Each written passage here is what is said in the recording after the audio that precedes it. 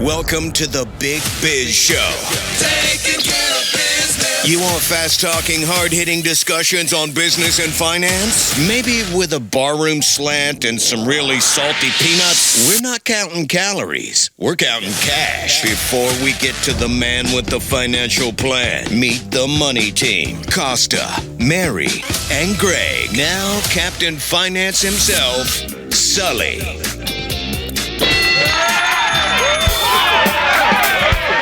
Who doesn't think about my tights and my boots when I talk about Captain Finance? 129 million TV homes strong. Welcome to Big Biz Show. BizTV, American Life Network, Bloomberg, and American Forces Radio Network in 175 countries and all the cities you see. Does this mic make me look fat? Not at all. Your face does. Great to have you along. It's not casual Monday. It's I slept in my car Sunday. Always a good day. Mike Costa, Mary Burke, Don. See the look I'm talking about? Yeah. Mary. I don't have this. RPF. I don't know. I'm just waiting to hear what's next. I'm just interested. Maybe I'm nervous. When you're okay. First of all, you don't get nervous. You've been with me for the better part of.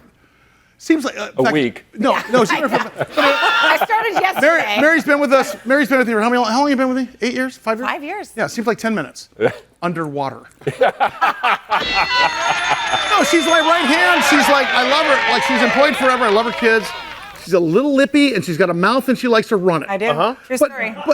True story. But when you tell a story, it's like, RPF. What's RPF? Resting poo face. Resting poo face. Yeah, it's like somebody has poo on their shoe. What's resting Funyun's face look like? Oh, there it is. If you were at a pub table at a bar. Yeah. With a bunch of your. Is this before getting sober or now? I'm thinking on the relapse. There's two different Marys we got. I'm thinking like now. Yeah. Okay? Yeah. Mm-hmm. Let's say we got the kids in college. Okay. Let's say This is when the face comes because I'm worried about what's going to. Look at your eyebrows. Could not be higher. Freaking, like they're in freaking Antarctica. I'm nervous about what. I'm just Even asking Nancy you. Pelosi Hey. says they're I'm high. asking. Too soon? They're high because of the mortician. Can I ask, like, what? Because the question's going to be always, what's it going to take? What's what going to take? Well, just to get your attention, like, if you're not to go like, no. Like, what's To a guy? To a man? Whoa. Like the Hey, okay, Family show. You brought it there. Oh, wow. I mean, Little uncomfortable. that's what you were asking. Because I think you're a catch. Thank you. Deadliest catch, but I think you're. It's true. So when your girls are lovely, you're Yes. part of the family. You're safe as kittens here, but Yes. but it's just they're just like. When I hear this, Oh, yeah. when you just breathe out of your nose for like 17 minutes, Yeah. and the eyebrows are like in Antarctica. You don't have a poker face. I do. What is going on with you, you're going to see it right there. So she like pulls the cards and goes, "Oh my God, this is shitty." Yeah, I do. 100%. Are 4 aces good? All right. Yeah. I'm like, so excited. Yeah. It's just a I guess test. just get, that's Okay, the face here's if a final I'm question. fearful. Final question. Yeah. Will you meet your man Yes. at a pub table in some classy bar with ferns and oak and brass, or will you meet your man on the mosh pit at the ABBA show that allows you to sing along At with the at music? Broadway rave? Yeah. It's like, join Probably us, neither. feel the fire. Is that the guy? Probably neither. No, I don't know. It's like, gonna what? be. It's gonna have to be a somebody. Singular sensation. Like he's like, wow. Is that Well, the I'm hoping guy? that this Joel human, Gray. whoever he is out there, Joel Gray. Yes. Who's basically a chihuahua. Like who's it gonna be? Who's it gonna be? It's gonna have to be someone that appreciates that side of me. Well, and Mike will Costa attend appreciates shows. that. Would it be like a John Goodman type, or would it be like more of a Hugh Jackman type? Why does he Not point Hugh at me and Jackman say type. John Goodman? I know. That's Because you like cream corn and Roseanne. It's gonna have to be a David Letterman type. That's my type. Hey, sorry, Howie. Thanks for hanging on. Wow, that's Howie. incredible news. Always Howie. great having you, Howie. Howie Font from New York. Getting back with us in just 1 second. I'll say Larry Jasinski with LFWD and Mary's Dream Date, Jack Black on the program in a second. Big Biz Show. You have a referral for me, Howie? Me and my aunt are going to go to Vegas for the weekend. You got Great me stuff as always, Howie. Thanks, buddy. We're going to the home. Hey, I'm Howie. And I'm Devin. One of the most important things to remember about investing is patience. It's easy to get caught up in market trends and feel pressured to act quickly, but a long-term approach is key. Oh no, Tesla's up 10%, dude. I gotta buy. Buy. Chasing after quick gains can lead to rash decisions. That's why it's crucial to remain calm and stick to your strategy. Amazon's down, dude. Amazon's down. Should I sell? Howie, do I sell? Do I sell, Howie? Market volatility is normal, and trying to time the market can be a dangerous game. GameStop's up. I'm buying. GameStop's up, dude. GameStop's up. I'm buying. As long as you stay calm and invest with a long-term mindset, you can ride out the ups and downs without losing your sanity. I don't know about sanity, but I just lost everything else. You're watching the Big Biz Show. Yes, you are. Right there is why we are all multi-millionaires, people. The Big Biz Show live from the Loft 100 studios, wherever you're watching, wherever you're listening. Hope you're having a great day. Costa, Marybeth Godwin, Greg Todorov around the bar as usual. Behind the bar as usual, Sully. You know, Devin in that vignette there is why he makes the medium bucks. It's a long climb to the middle. Big Biz Show, bigbizshow.com. So we're talking about 529 and college education. So when did you start this college education savings? Is it just recently? Did you wake up in a cold sweat 5 years ago? How did this all? All of the above. I started one when they were really little, but I wasn't giving enough to them, and then I woke up. Because you sort of just do it just to do it, but don't really. I don't need to look at college yet. Yeah, I didn't think about it. 15 years away from that. And then a few years ago, I was like, oh wait, it's actually coming. It's imminent. It's happening, and I don't think I have a significant. I don't have enough. Well, to cover that much money. Well, what about grants and such? What about is that a thing still? And obviously Absolutely. scholarships. Your daughters could certainly go on dance scholarships. So there's academic scholarships, there's dance scholarships, there's all sorts of things. So they'll be looking at all that stuff. We're actually also applying for scholarships and grants. So we're doing all of the above. I'm sitting on webinars weekly about how to afford college. Really? And filling out the FAFSA, which opened up this week, which you're going to know about soon. Did you know about that? The FAFSA? FAFSA is the parent plus loans and the student loans, right? Yes. Yeah. And the thing is, look at it, it's almost free money. Take advantage of that as far as I'm Right. You don't have to pay it for a long time. Listen, if cash flow is more important than your mother in life and in business. And if you cannot use your money and use somebody else's money, even if it's at a 1 or 2% interest rate, do it. Yep. And I would argue, that student loan's a pretty good game if you have to. Now, at the same time, have you guys considered perhaps doing what Howie was talking about, some of the kids at Florida State did, what people are talking about? Absolutely. In terms of, I'm going to send you over to Mike Costa College, otherwise known as Mira Costa College here, which has a feeder program into the UC system. Or Gooder in California, and they have them in 50 states. Yep. Is that something now would that disappoint the girls? I think it would be a disappointment because, as Howie alluded to, there is this feeling of the college experience. The college experience and the social pressure. But a lot of girls and students that my kids know have done that route and have worked. Well, you're literally saving. Right. How much is it per semester? 40 grand per semester now, or per year now? Per year, 40 to 100. Okay, so you're saving 50 grand. You're saving 100,000, half on your college. Right. Exactly right. Howie, let's talk about 529 because undergraduate degrees. Federal loan interest rates have hit their highest rate since 2008, under 5.5%, which is still a pretty low interest rate if you look at the history of interest rates. But talk about that a little bit. Is it a good idea in your mind for 529 now, or are there other options? Don't make me cry. Well, the point Mary makes is so important, just evaluating actually what you're paying for.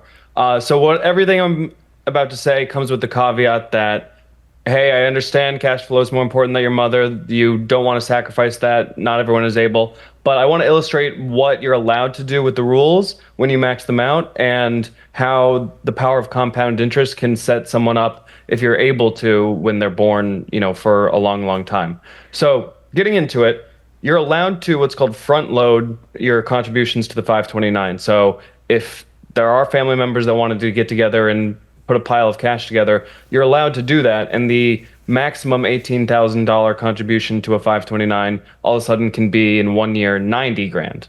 Now, if you just put that 90 grand in and leave it alone for 18 years, How much do you guys think you have left if you put that money in the market? 78 more years. A lot of years. A lot of years. It grows to $500,000 at a 10% compounding rate, and that would solve a lot of people's problem.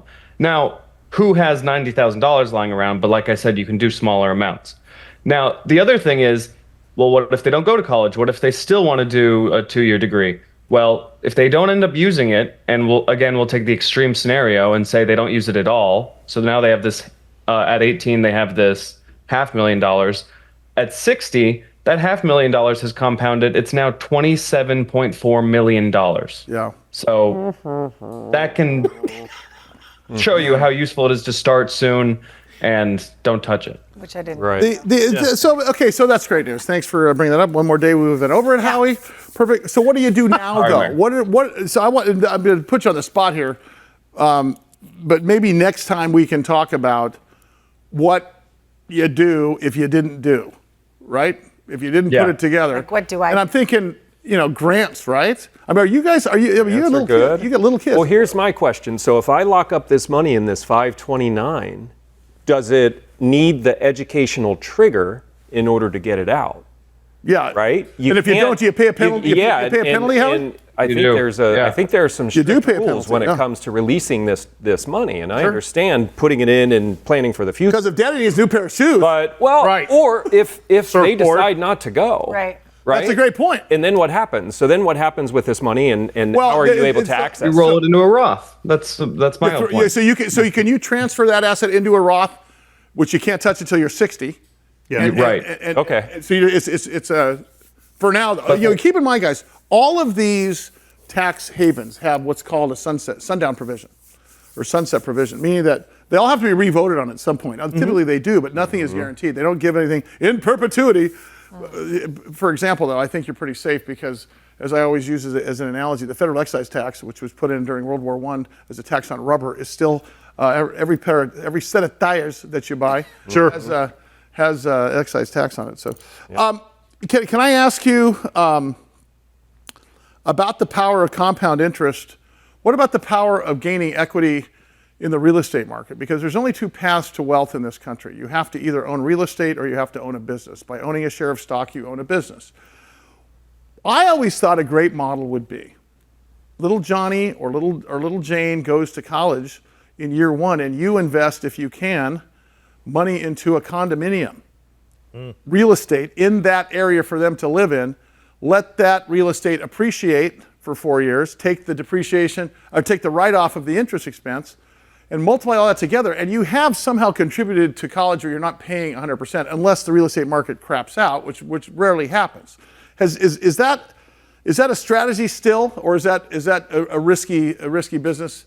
We're both suggested gilded lily strategies today. It's if you have the money to buy a condo in their local area, if you have 90 grand to front load a 529, then these strategies work. I think your strategy is great in most. Unless you bought real estate in Las Vegas in the mid 90s, to send your kid to UNLV, and the market fell out of it. So. Exactly. Howie, thank you, sir. We'll see you mañana, I think. There you go.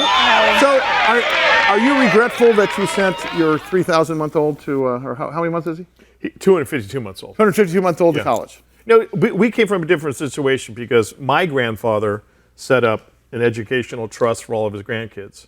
What I didn't use out of that, because I went to an inexpensive school. You went to Hawaii. Exactly. I then put towards my son's college education. So we really weren't in that, oh my God, we need to save a ton of money, that type of thing. But we got financial aid and we got grants and things like that. Like you said, Sully, take it because it's there. Totally. So what does your gut tell you that you want to do, Mary, at this point? I mean, aside from cry. Or these cry. No, but seriously. What they're saying is if you make a penny over $100,000, you don't get any financial aid. Pretty much. That's what the latest word is. Yeah. I'm just starting this FAFSA form. I don't know, I'm starting the whole process. But we go back and forth every day. It really is, she has her heart set on about 3 or 4 different places based on what she wants to do. None of them are feeder schools to as a junior college first, right? Right, none are junior colleges as of now. 2 are public schools to her private. So look, if she gets in, and then I'm going to work it out because that's her dream school, and we'll figure it out. But if not, I'm not going to just spend the money to send her anywhere. But you should also check into what the endowments are like at those schools. What's an endowment? What does that mean? People, the benefactors, the big Oh, you money mean the weird little grants? that just Yes. And there's a lot of schools that they have to give money away because Yes. all these people want scholarships in their names. Yes. They are throwing money at people, but no one applies for them. Yeah, It's there we're for the starting taking. to, for sure. I might start doing that. I might start doing that because I put all my money into a thing called Doctors Without Licenses now, and I don't. That's not getting me any. Yeah. I need to. For a second, I was like, what? I need. How altruistic of you. I need Wait to a put second. money into more of these things that are actually going to give me a feedback. Doctors Without College Arms. Import-Export Business Endowment. Let's circle back in 6 months because I'll have a lot more knowledge Well, by let's then. do it. Follow up. Follow-up show. All right, keep it right here. A lot more Big Biz coming your way after this.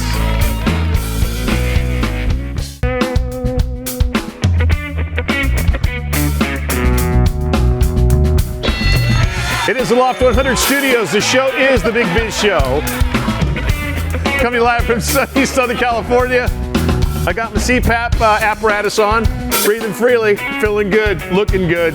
Costa River, Godwin, Greg Todorov, and Sully. Mike, is that sort of what happened to you in the middle of the night? 1,000%. Every single friggin' night. And and to boot, you wake up and you got these strap marks on your face that look like you've been wearing a It makes you look thinner though, a little bit. because you look swollen now. Yeah. You know. I got stung by a bunch of bees right before the show. Okay, can I ask you this? Did the lovely, did she ever complain about the noise, or Maggie? did she complain about you stopping breathing in the middle of the night? Was there any concern, or was it just a noise? Me stopping breathing really didn't concern her. It was more that her sleep was being interrupted, the snoring, and please, can you just go to the guest room? Were you tired all the time? Exhausted. Are you now tired all the time? Yeah, I still am because I'm not using my CPAP machine. Right. I have a bite guard at night, which is equally sexy. But then I'm going through the processes right now. I have a sleep test coming up, and then once I get my sleep test done. Ooh. Okay, okay, good. So I want to talk because we're going to do a series here because Mike is taking it seriously and going through Vivos to your dentist that Kirk recommended. Super great. And so what has happened so far? Have you had any pictures taken? Have they taken your massive? We went in for about almost 2 hours, and every camera they have available, they X-ray your mouth. Or it's 3D. It's like an MRI type thing. Yeah, almost like no. In fact, there's Mike right here. Yeah. This is a digital. My skull's a lot more pointed, unfortunately. So you go through all these tests. Painless and oh my God, so easy. Yeah. You go in, you kick back in the chair, beautiful music playing. Fall asleep and start snorring. Yeah, I was almost going to start snoring during the dentist visit. But again, it's very hands-on for them, but for you, it's effortless. Are you feeling hopeful? Honestly, do you feel better? Because you weren't thinking about it before. As soon as he held up that little oral device, and I was like, light goes on, game changer. Yeah, gotta do it. Well, speaking of dentists, Dr. Bahar Esmaili is here. She is the dentist of record here for Vivos. She's the vice president of clinical integration, right? What does that mean? What do you do? What are you doing? What do you do here? Well, all I do, that's why I have my little friend here, is solving this puzzle and trying to get this in order so that people can breathe. So is it a skull problem? Is it a physiological problem? It's all of it. It's all of it. Like, I'm hearing people talking about the stock market and the state of economy, and they got to the rid of it, and they're talking about the global markets and the stock this and Feds that. We know what we see on the grocery store and the gas is not the issue. We know something higher up. But when it comes to our health, we never ask a question like that. We think that snoring is the issue. But let me tell you what. There are feds involved in the healthcare, and there are things involved in your body that governs it. Your brain is the feds behind everything that happens. And if your brain brain is your Federal Reserve. That's right. Did you know that? Your brain decided to be here to seek the help you need, and your brain decides how you breathe. So what I want to ask you is, why is it important that we not breathe through our mouth and breathe through our nose? What does that matter? Well, first of all, that's our design, to get our tongue to the roof of the mouth. And that's why I have my skull in here. But if you think about it. Hey, that's my mandible. You can have that. Don't you love Bruce Horsley's Mandible Rain? You can have that Bruce one. can play the mandible. Right, to play mandible. Here's the roof of your mouth. Yep. That is the floor of your nose. That's the same real estate. Boy. I'm sorry. That's interesting. That's how we were built. One man's Forgot about that. ceiling is the other man's floor. Exactly. So if your mouth is contorted and narrow, it will make your nose non-functional. So which means. But wouldn't you sound funny when you talk and stuff like that, or is it sometimes? It does. Okay. A lot of people that just sound nasal, they cannot breathe out. Right. It's because their system can't get the air in and get it out properly. So what I did understand, I've been a dentist for 15 years, and for 4 years I have not been touched a drill because the focus in dentistry and the mode of operation is that the teeth are independent of the system. But you hold the mandible. You hold it. Okay. I feel like I'm in trouble. You're in trouble. There is no connection between all the structures with that. Do you want to attach this here? You're not a dentist, but go ahead and attach that over here. Attach it. Yeah. Yeah, it won't hold. Look at that. Oh, there we go. Where are the magnets on the teeth? Oh, I see. That's what's screwing us up. Okay. Because what happens is, these pearly whites are not there the day we were born, are they? No, they become a part of this as we grow. Fun fact. What happens at 11 years old? The kids get canines. What happens at 7 years old? They get molars. What happens at 6 months old? They get front two teeth. And they start rolling, walking, crawling, standing. Do you think that's by coincidence? No. That's how we develop. So when the body is out of contortion and is twisted and the skull is like Kirk was talking about in the womb and during delivery process, this entire system is crooked. This system is like the family that's already there before the kids come in. The teeth come in and the system is now locked. And you know what airway is? This is reality. What is airway? Airway? Yeah, what is it? Like my airway? I'm assuming it's my esophagus. It's my. It's a hollow tube. Yeah, It's a hollow tube, Mike. Right. Thank It's you. a hollow tube. Like the one you're holding. Yeah. And like Just the hollow space in your This is soul. a hologram of a hollow tube inside of you. Yeah. What is a hollow space? It's nothing but its borders. What are the borders of the airway? Your tongue, your jaw, Okay. your skull, your neck. Can I ask you your something? diaphragm. You mentioned birth and stuff. Is this a genetic disease or is this just It is more of an epigenetic that is enforced on kids as they're getting molded to humans inside the womb, and as they come through the birth canal to become human and come to this world. And the fact is, these skull bones have to shape into a little telescope and then poof with the first breath to go breathing in and out. We go from amphibian in the womb to becoming a human with air in our lungs. The process, unfortunately, caused a lot of disruption. So from the first breath, instead of breathing completely, I have this little doohickey here. That's how they do it. Oh, I see. Okay, I have a question for you. Because I know from talking to you before the show, you have treated some very famous people. Yeah. One of which is Shaquille O'Neal. And we have some photographs that I want to take you because Shaq had a crooked face. And you wouldn't And a crooked body. And you wouldn't have known it. No. And a lot of people have a crooked face that you don't know about because the mouth impacts everything. Yep. Jared, our Emmy Award-winning director, is going to bring up some pictures. So you can see there a before and after to the right, but you see where he started here, and look at the photographs, top and bottom, and right and left, how his face has changed. Obviously, he's lost some weight there, but explain sort of what the journey he went through. You know, the first thing I looked at Shaq when he stood up, 7 foot tall. If you've never felt like a tiny human being stand next to Shaquille Me and Mike O'Neal. have never felt it. Thanks for bringing that up. One more freaking day, I would have been over. I'm it. 7 feet Suck it wide. in here. When Shaq says, I love small chicks, I'm like, Shaq, define that. Because I like everybody small compared to you as a small. Exactly. But fact is, when you look at a 7 foot tall, if you cannot notice that he is completely shifted to one side, like his body is just completely relying on one side to propel through space and play for 7 teams. And that's really what was telling you is missing, is that they treat his airway as a machine to keep pumping air to keep that tube open. All the while, this tube cannot stay open on its own. Okay, very quickly. I want to show some more photos here because the photos are not just of airway photos, but his physiological change. Yeah. As this kind of, so pick up another one, Jared, where we can see sort of a before and after, or even kind of. So here is he starts up by losing 55 pounds. Take to the next one because there's some kind of clinical programs here. There he is. Whoa. Now look at the ones that have the shape next to it. So look how he's leaning to the right here. Yep. Like you talked about. Yep. Our left, Mike. Okay. And then look at that. That's amazing. Now do you think this is the result, or do you know this is the result? Oh, I know this is the result. Talk to us about it. Now, here's the thing. I was trying to really make this simple, is a drone picture. When we're talking about an airway, another fun question. What's the difference between a live and a dead person? I'm doing the interview here, lady. Yeah. Oh, Live person, dead person. live and a dead person. They're what's not the breathing. difference? Well, one of them can exhale and the other one cannot exhale. Okay. You want to stay alive, keep on inhaling. with us. We got more because who do we have coming up? We have a cardiologist coming up next, a neurologist, a neurologist, pediatric neurologist, and then a cardiologist. Yeah. I have so many questions. Then start asking them, lady. Let's go. You got the experts. You ready? Viva. We are comfortably sequestered here inside the Loft 100 studios in beautiful sunny Southern California. Welcome to the Big Biz Show. Hope you guys are having a great day. Thanks for being along for the ride. I am Costa, standing next to the bar. Standing remotely here, pal. Pretty much. Mary Godwin, as usual. Our executive producer is Greg Todorov, and of course, Captain Finance, as we call him, Sully. We've got the folks from Vivos Therapeutics, but first we are brought to you by Prudential. Let Prudential be your rock for retirement.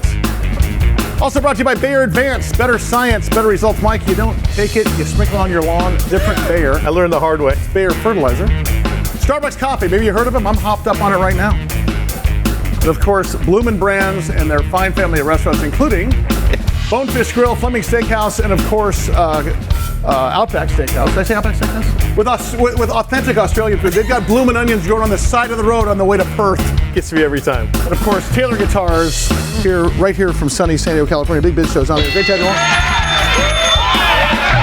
Kurt, so if you're not scared to death of getting tested at this point, if you're an audience member, you sort of should be, because the addressable market is so huge for you guys. This is such a disruptor. I want to stop down just for a second and talk about a press release that I saw today. Yeah. About the American Medical Association and codes and so on and so forth. And at the same time, let's talk a little bit of FDA real quickly. Sure. Let's cover the arc of the story in the FDA first, and let's talk about the press release second. So, look, there's a lot of, as you guys alluded to, there's a lot of oral devices out there on the market, right?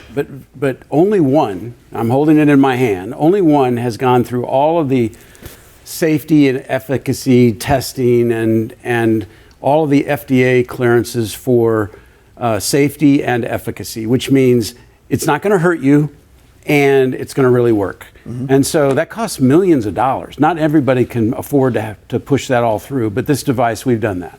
And so in November of last year, we got a clearance for this device to treat severe. So that means mild, moderate, severe, whatever kind of obstructive sleep apnea you have, this device is now cleared for it.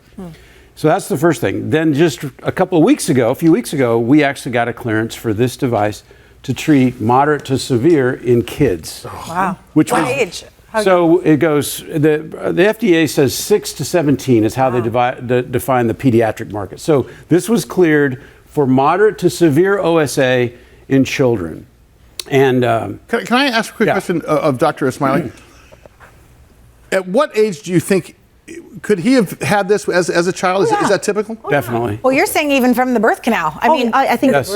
from birth canal, there should be treating Well, I know he got his misshapen head from the birth canal. But that affects the obstructive It does. airway. It does. Yeah. Right. It actually. So this is significant then. Oh, it's really significant because, so when you think about it, and we have, we're going to bring Dr. Geller on in just a moment, but we have a neurologist. She's a pediatric neurologist. So you think about it, what's neurology have to do with an airway? It's all interconnected, right? Right now in this country, just the United States, 10 million children are known to be afflicted by obstructive sleep apnea. Okay, it makes me ask a question.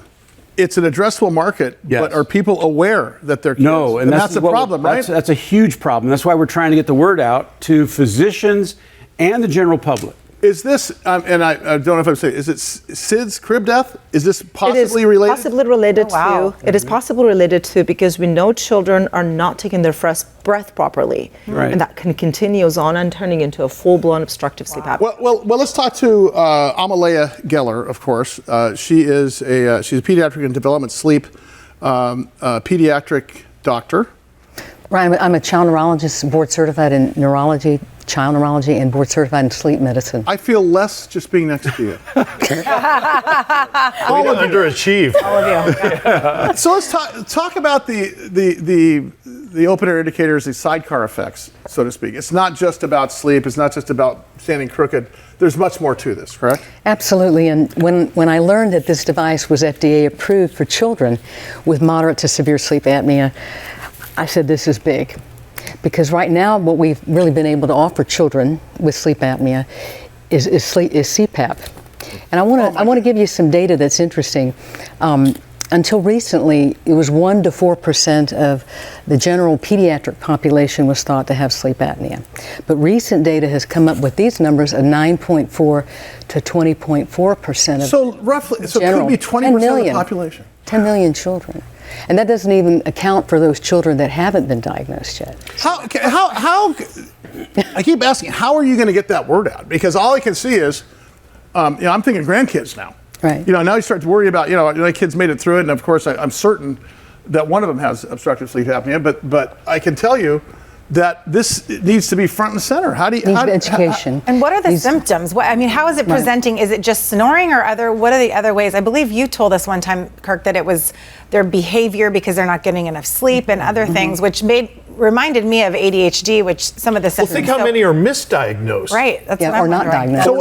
So behavioral problems, children waking up with headaches. And another statistic, 30% of children with sleep apnea have ADHD. So that tells you something there. And I find it very impressive. These numbers, 13 to up to 29% of sleep apnea persists after children have their tonsils out. These kids go on to CPAP. Is there a more likelihood of obesity? Yes, obesity is a big problem. ADHD? It's epidemic. I beg your pardon. Obstructive sleep apnea. Absolutely, the weight on the neck, the chest, all of this. What is in your opinion? What is it for children? What is the worst part of this? Is it because is it behavioral in your opinion? Is it medical? Is it genetic in your opinion? How they're just not going to be? I discovered a long time ago that I like being at 100% capacity. Is it because they're not going to be at their 100% capacity? I think that's one way to look at it. And I remember in my training, I trained here at UC San Diego in child neurology. And go Tritons, damn it! Hello. I spent a cup of coffee there when I was 18 years old. But I was always, really, I don't know if the word impressed is it, but struck by the fact that so many of the children with neurological problems, when they decompensated, often it seemed to me is because they can't breathe. And we were just beginning, and I started my training in 1998, and we were still on the pioneer breakthrough of sleep apnea coming out of that. And I don't think we were really quite connecting the dots of the impact that sleep disordered breathing or breathing disordered sleep has on child development, but we do now. And so much of what's going to change things is education. And that's why we have to remember sleep apnea, it's a medical diagnosis. It's a medical diagnosis. Well, so I want to talk about my 16-year-old. All these things are coming up because she sometimes snores, and I think, oh, she got it from her dad. And then she also was diagnosed with ADHD, and so it's just questions are forming in my brain. So the first thing would be what for her to see? Who would she see first? Yeah. So typically, what a parent is going to see first in their child is they're going to notice that they're mouth breathing. When they sleep at night, they're not breathing. We are designed to breathe through our nose. And when a child is mouth breathing, or an adult for that matter, when we're mouth breathing, something's gone wrong. And so the first thing you notice is the mouth breathing. You might notice bedwetting. Is this the reason why back in the 60s and 70s they had adenoids taken out? Oh, they still do. They still do. That is I don't know what an adenoid is, but I used to have 6 of them. I only have 1 now. Yeah. Well, that is the go-to. Really? The go-to treatment for obstructive sleep apnea in children is what's called ATP or adenoidectomy. TNA, tonsillectomy, adenoidectomy. Yeah. So it's a brutal. Yeah, but they sold it to you with a lot of ice cream. Remember back in the day? Oh, you get ice cream for a week. Right. Oh, woohoo. But that's the go-to. But as she just mentioned, a lot of these kids relapse after that. Yeah. And so what we try to do is guide the growth and development of the child's airway through those crucial years.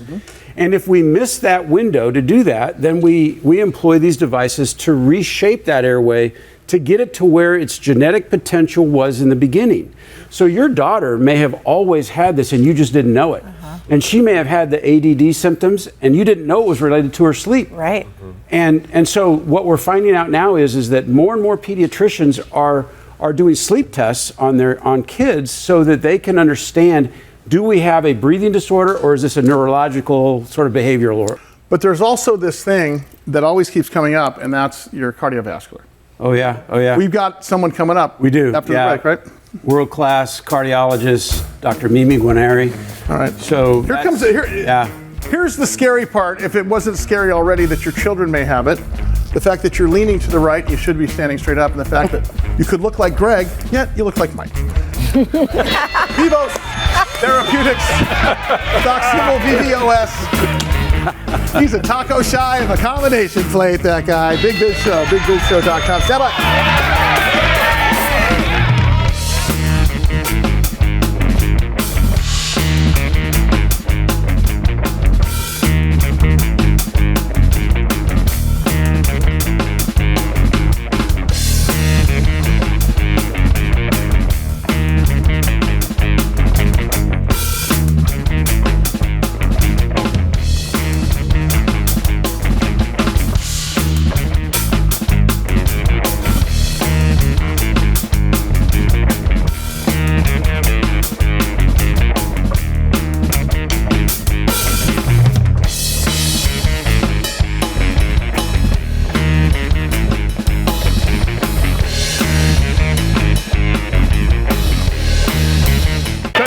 All the ships at sea on the American Forces Network. To our brave men and women in the United States Armed Forces, as always, we thank you for what you do, what you have done for us.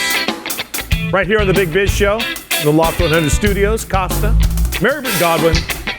Our executive producer is Greg Todorov, and that guy right there behind the bar is Sully. Hey, Steve Glover is with us. He's got 40 years of business experience in biopharmaceuticals. He, of course, is the chairman and CEO of Zyversa Therapeutics. They are publicly traded on the stock symbol ZVSA, and of course, he is also in the state of Florida, and we're happy to say that Steve is alive, well, and hopefully mostly dry.